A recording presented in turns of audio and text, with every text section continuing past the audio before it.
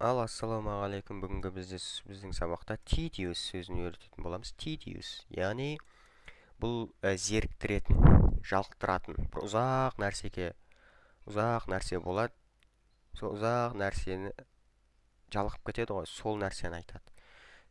Ұзақ сабақты оқыса, сол нәрседен жалығып кетеді ғой. Вот, осы жалығып кетуді, осы жалығуды tedious дейді.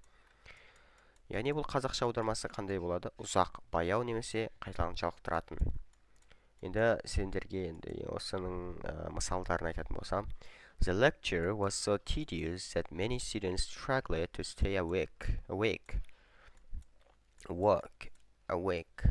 Дәріс соншалықты жалықтыратын болды, көптеген студенттер ұйықтап қалмауға тырысты. Copying the same data over and over again is tedious task.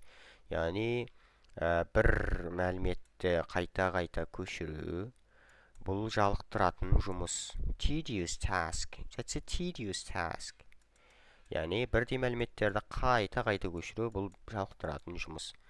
She found the book tedious and stopped reading it halfway through. Ол кітапты жалықтыратын деп тапты.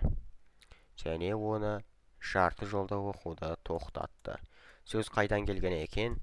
Сөз латын тілінен келген екен, я. Wearisome, яғни жалықтыратын, жек көрінішті деген сөзден шыққан сөз екен. Tedious сөзінің синонимдері білеміз. Boring, жалықтыратын. Monotonous, бір сарында. Dull, қызықсыз.